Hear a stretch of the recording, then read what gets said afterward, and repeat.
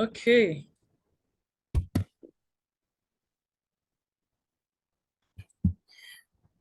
So welcome everyone to this webinar. I'm so excited to have all of you here. So at KWH Connecting with Humanity, part of our initiative is to build a community dedicated to supporting newcomers and settling down in this country by empowering them with information for the next level. Can every one of you hear me, please? Is there anyone can everyone hear me? Sorry, can someone respond? Can you hear me? Yes, we can hear you. We can hear you. I can hear you. Okay, thank you so much. Okay, so like I earlier mentioned, part of our initiative is to build a community dedicated to supporting newcomers in settling down into this new country by empowering them with information for the next level. So that's why we have curated a range of services, including career workshops, employment assistance program, interview skill development, and support to help you become employable and job ready. So we do this, we also help by connecting you to relevant resources to help you thrive. So we've walked through this part you're about to embark on, and we have experienced the stress, the uncertainty, the shared determination it takes to settle down into a new country in general. So, and we know information is key, and our aim is to provide you with the necessary and relevant information and guidance you need to hit the ground running and in order to build a strong foundation for your life here in Canada. So in today's webinar, we're going to be exploring various accommodation options for newcomers in Canada. Let me turn off, yes, for newcomers in Canada. So we're going to be talking about we're going to be providing tips on searching for rental properties, how to find the best location to rent, preparing what to do while you're preparing to move, and renting without a credit history, and understanding the basic landlord and tenant rights. Then today we have a guest who is a case coordinator, Sarah. She's here with us, and when I'm done, I'm going to hand over to her to shed more light, because that's our area of expertise, of course. So let me go through the first ones. So how do you search for rental properties in Canada? So when you're searching for rental properties in Canada, it's essential to consider various factors to find the right place for your need. Bear in mind that we are going to record this section, so I'm going to post it so you still have the chance to go online and rewatch it, because we don't have slides today. We're not sharing any slides, so we have the option of going back to rewatch it and to listen and gain more insight.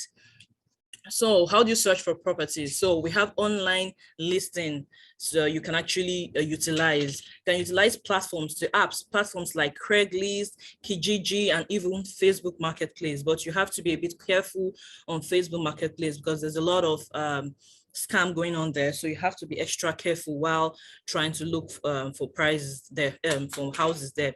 So these platforms, they typically provide search filters based on your location, rental price, and other specific requirements. So you can put a minimum and maximum amount you want, the number of bedrooms you want on these apps, and they'll filter and give you according to results.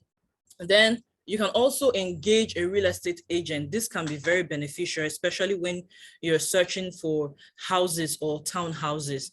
These agents, they have a broader range of listings and they can assist you with negotiations and paperwork. Then if you're already in Canada, you have local newspapers and community bulletin boards. So you can check your local newspapers and community bulletin boards in desired areas for rental agreements. So if you want to stay in North York, you can go to the bulletin boards there. Some landlords and caretakers, agents, they put their listings there, so you can check them and you can find apartments too.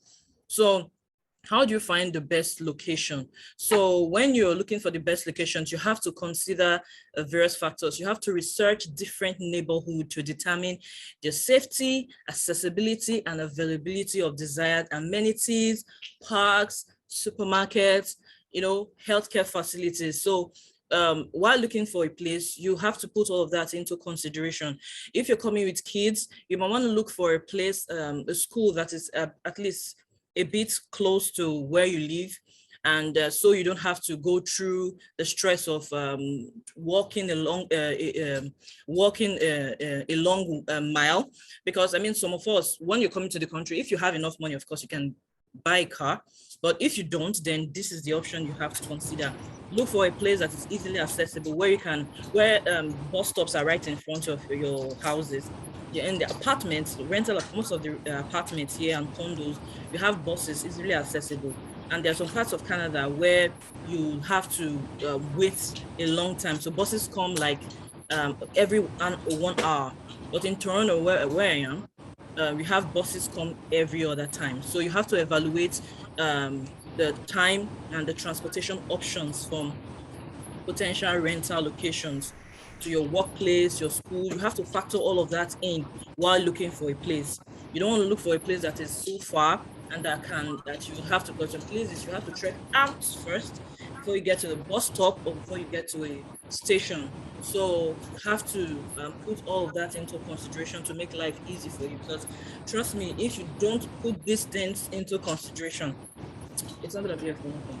So you have to put all of that into consideration. So the next thing is to consider cost of living. So in different regions in Canada, you have various cost of living. So you might want to consider your budget and ensure that you can afford the rental prices in your preferred location. Now, different cities and neighborhoods in Canada have varying rental costs. So make sure you determine your budget and explore locations where you can find affordable accommodation without compromising your needs. So while still on this rental cost, I want you to consider additional costs like utilities, hydro, electricity. That's utilities like hydro, electricity, internet, water. In some cases, you have to pay for water.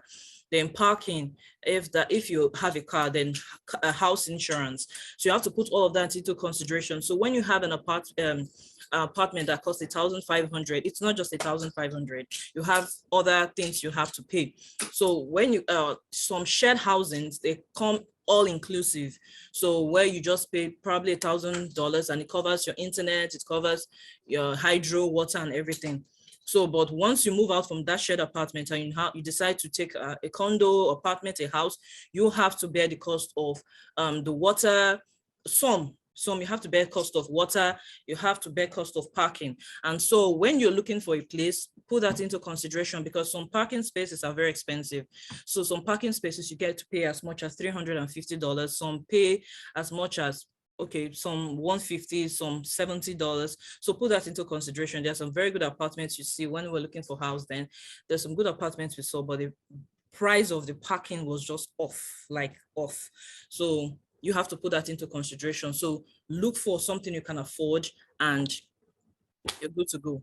Now, so while you're preparing to move, it's important to gather the necessary documents. And I guess it's going to shed more light on this, how to, when you're coming to Canada and you're new, of course, you don't have credit history and these things, you don't have proof of employment, you don't have income and to show from previous landlords. So she's going to talk about it, but of course, while you're preparing your rental application form, you might want to consider preparing a comprehensive application that includes your personal details, employment history, and preferences. So if you plan to share accommodation with roommates, ensure you discuss the responsibility, lease agreement, and rent division and everything you need to talk about. Now, for the rental apartment, it can range from studio units, multiple bed units, different types of units. You have houses, you have townhouses. I guess it's going to shed more light on that also. So if you're renting a house, a house or a townhouse, that kind of housing provides more space for you. So if you're coming with family, that kind of house is what is usually obtainable for, is recommended for a family and individuals that prefer a homely environment, and you have private yards or parking spaces there. So you don't have to pay extra cost for that. But if you of course do the rent apartment, you would have to pay extra cost for that. So we have rental apartments too. So if you're not, of course, bringing a lot of money from your country, you're not buying, right? So it means you would have to rent. So those kind of properties are controlled by landlords and property managers. So we have basement suites. They are self-contained units located within a family home. So most of them have separate entrance, separate kitchen, bathroom, and living space. So the basement units, they are actually more affordable than the apartments, condos, and houses. And this makes it very attractive. It makes an attractive option for newcomers. So shared accommodation, you're basically sharing a rental property with other persons, and it's actually cost effective, especially if you're a student or a young professional. So we have temporary accommodation. So for those in need of a place to stay temporarily, options like hotels, hostels, or short-term rentals like Airbnb. I know a lot of you know about Airbnb. So you might want to put that into consideration, look for that, and you can use that before committing to a long-term rental. Now, renting without a credit history. Of course, we're going to shed more light on that. Our guest's going to shed more light on that. The alternative ways to go around that, you can get someone, a co-signer that has a good rental, good credit history. You can get that person to stand in for you. So that the person typically guarantees to cover rent payments if you're unable to do so. But I know you would be able to do so. And most people, they don't like doing that nowadays because, I mean, people. So basically, so let me talk about the basic landlords and tenant rights. So lease agreement. So read and understand your lease agreement thoroughly before signing. Ensure it includes important details such as rent amount, payment due date, length of tenancy, rules regarding pets and maintenance, and responsibility. Now we have the security deposit. So landlords in Canada, they can request security deposit that's typically to 1 month's rent. So they take this just in case the tenant destroyed some things in the house, so they're able to use that as the cover cost. So when it comes to maintenance and repairs, landlords are typically responsible for maintaining the property and ensuring it meets health and safety standards. So report maintenance issue promptly and keep a record of your communication. So there's usually an email that is given to every tenant. So make sure you keep record of your communication. If you have your own house, of course, you are responsible for everything.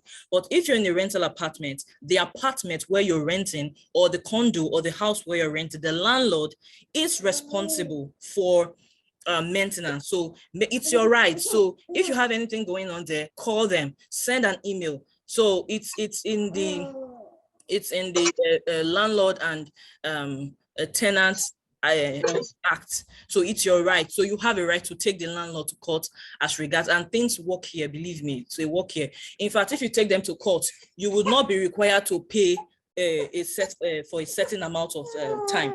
So they are very careful about that, and so they tend to make sure they are always in the good books of their tenants, and you also try to be in their very good books also. So basically, just know that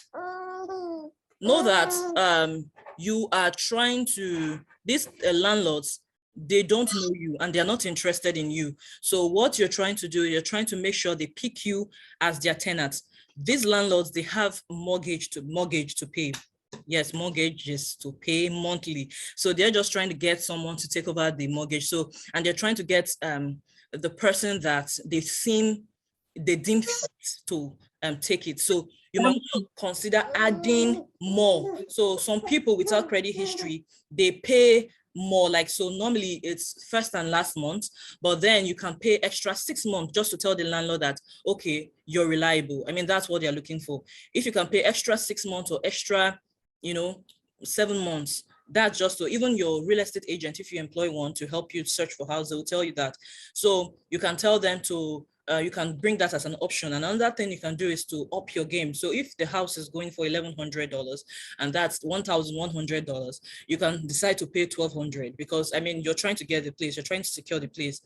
Because even in Canada, people here, there are certain apartments, there are certain condos that you cannot rent, or else you have, so there's a clause they write, to be able to live here, your family household income should be $100,000. You can imagine. So even people here, not even newcomers, even if you've lived here for a long time, there are certain places you want to rent and they'll require you to have a household income of $100,000.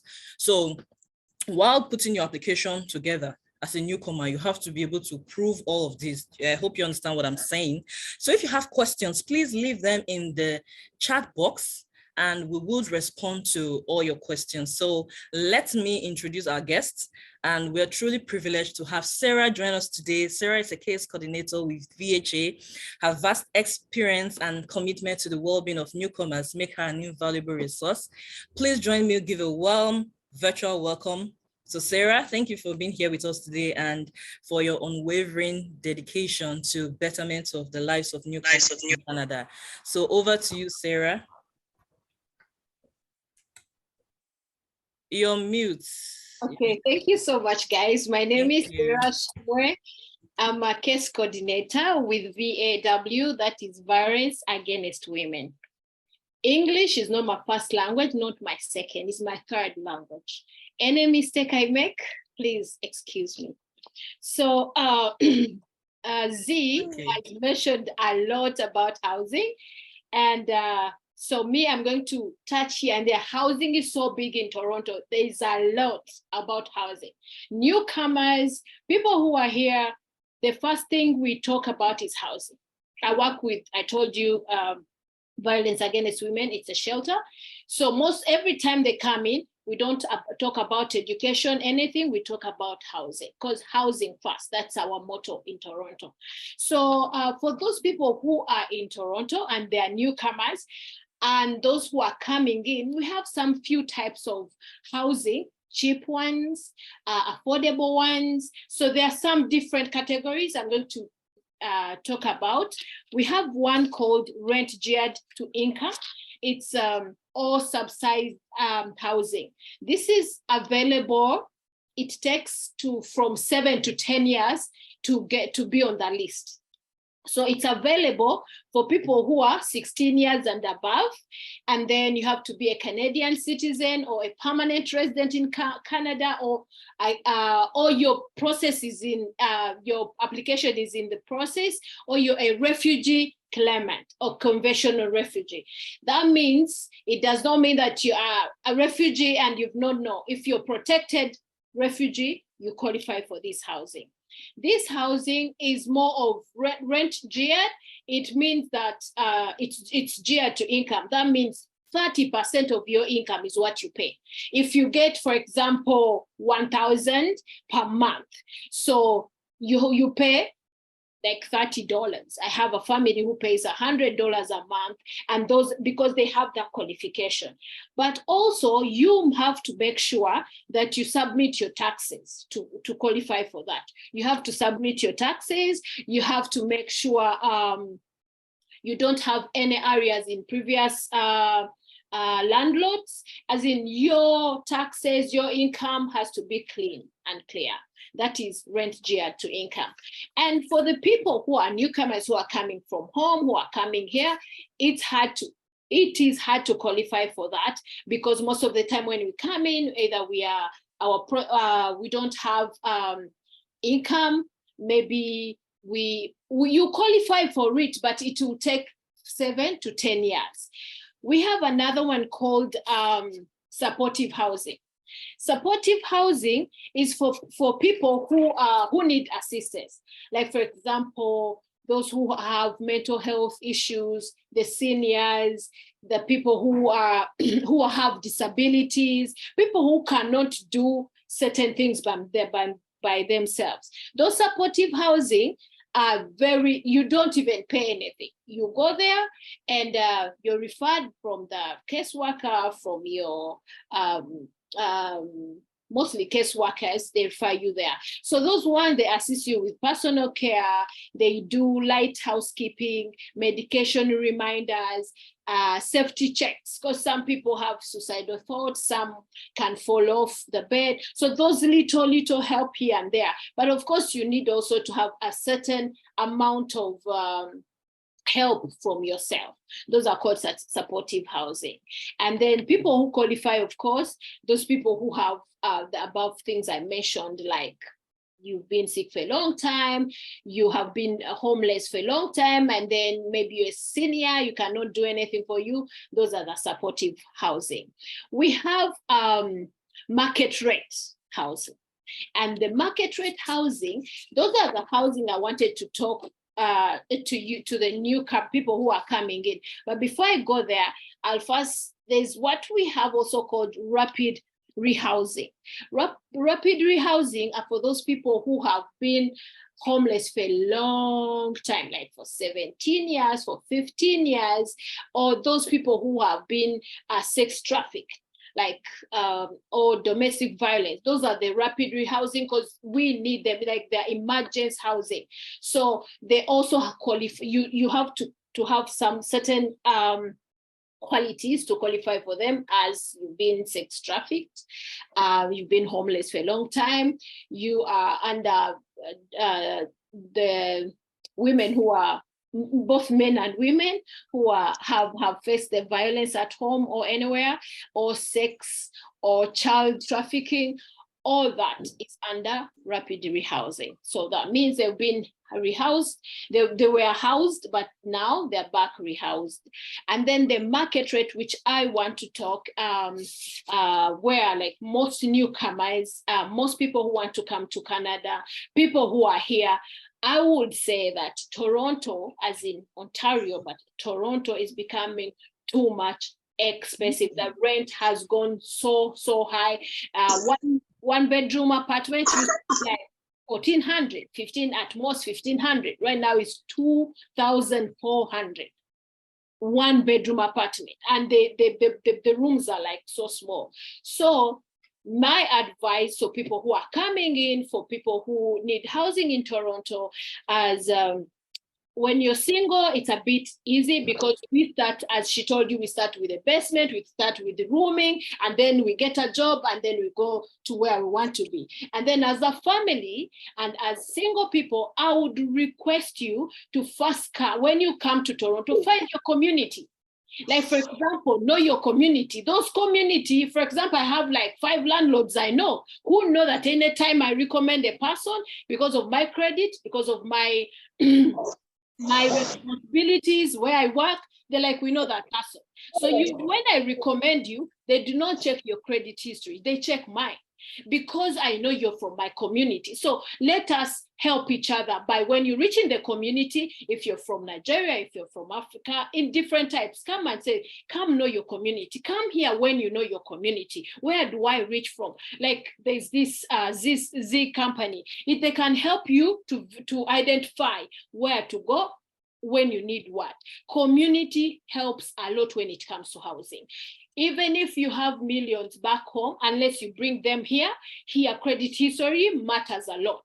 So when you're coming and you're a family of 5 or 6, the more the family, the different challenges you get. So I would request that single people, when you come here, go to community, get someone to guarantee you. If you have some money with you, go to the landlord, but it's hard for them to trust you. You don't have any landlord history. You landed 10 days ago and stayed in a hotel. Who are you? You don't have an identification. You don't have anyone behind you. Even if you have a permanent resident, like you land here as a permanent resident, it's hard for landlords. Most of our landlords don't know who is a newcomer, who is a refugee, who is a migrant, who is a student. So I would request that most of the time, the first thing you land on and hold on is your community member. come with some money for the starters to be in a hotel, to be Airbnb, because when you land, you cannot get a house like that. So come with some money to start with a hotel, come with some money to go in Airbnb as you look around your community. For the starters, 1 year, it will not be your best housing. I know most of us back home, we have this, we have that. You reach here like, no, what is this?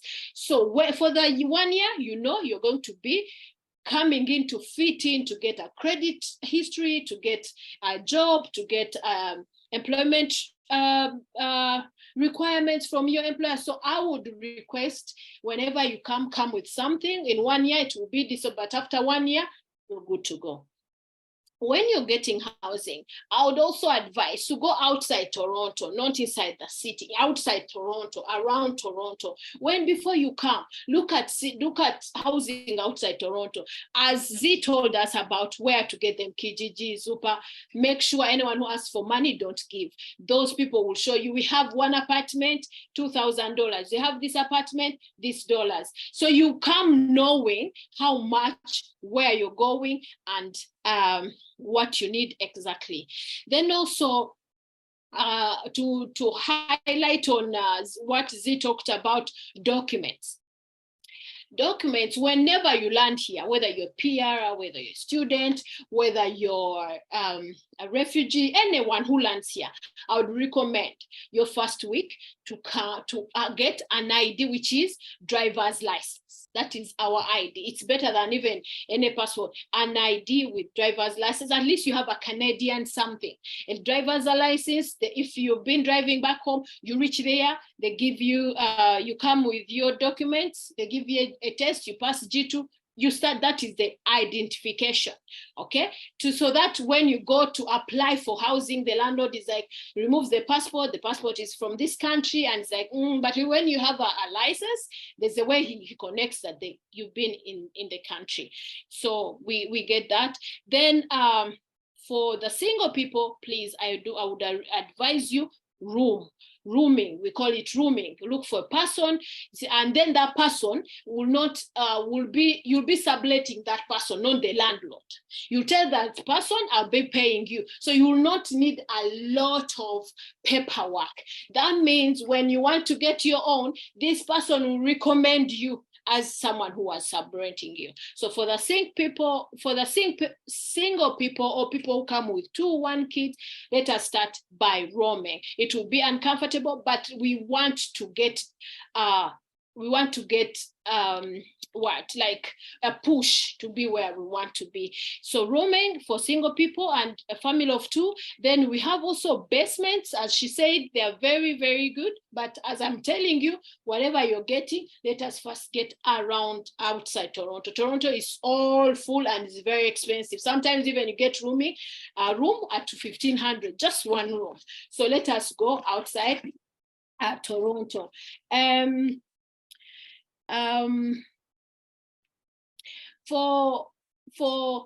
For like credit report, I would request for those people who have international accounts like dollar accounts, if you have them, that will help you when they ask for your credit. You can print out a dollar statement. If you have a dollar account, a statement to show, you know what, this is my dollar statement. I'm into a process of transferring my account into maybe CIBC, RBC, and then the RBC can give you like a notice of credit or a notice of debit to take it to your landlord. What else? References, I told you, from friends, family, and then community.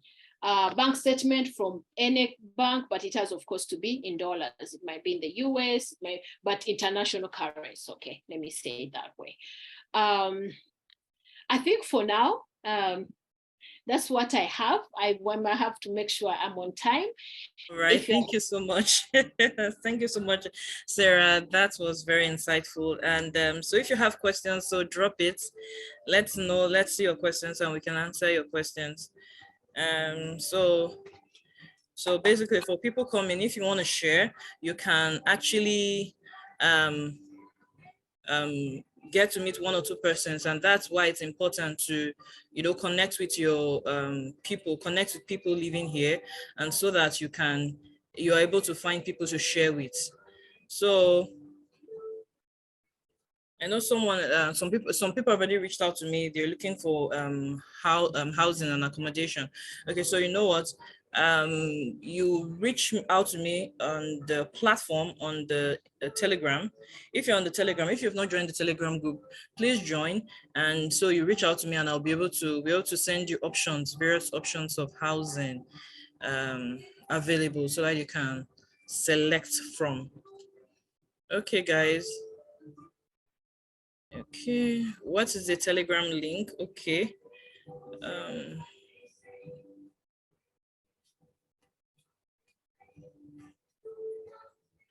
Okay, so winter, someone is asking winter, the basement is not adaptable for cold during winter. Okay, so the thing is, there are some basements that are okay. There are some basements that you can actually manage. I've lived in the basement before, and it was okay for during winter. It was okay. All you need to do is to tell the house to switch on the heater, and you're fine. So I think it depends on the basement. So I can't really say for all basements, because some basements are better than others. So that's why I said again, I mentioned earlier, I said always make sure if you have a problem, tell the landlord to fix it. So if you have a problem with the code or whatever, always tell the landlord to fix it, and you'll find you're good to go. Yes. And the Telegram link, okay, so I will be, Esther, can you post the Telegram link? And Sarah, do you have any other thing to say with regards to that? About The basements, yes. All the basements, they are cold, and you know, as Africans, it's a different cold. But most of the time, I advise my fellow brothers and sisters, when you come here, the city of Toronto has a standard heat. And if the landlord puts it like that's a standard heat, and for us it's not the standard heat. So I would advise just a small heater, a portable heater would cost like $20 to $15. Exactly, yes. Always move with it. Always in the sitting room. That's how you maneuver. That's why I said in the first year we are going to have a lot of challenges, but before we know it, second year we'll pick up and we'll be going. Yes. So as you mentioned, I mean, it's for a while. You can use heats, extra heats that would help you stay afloat during that period. So, and you'll be fine. So, okay, the person that said you need I'm gonna try to post it right now. Essay, can you post it?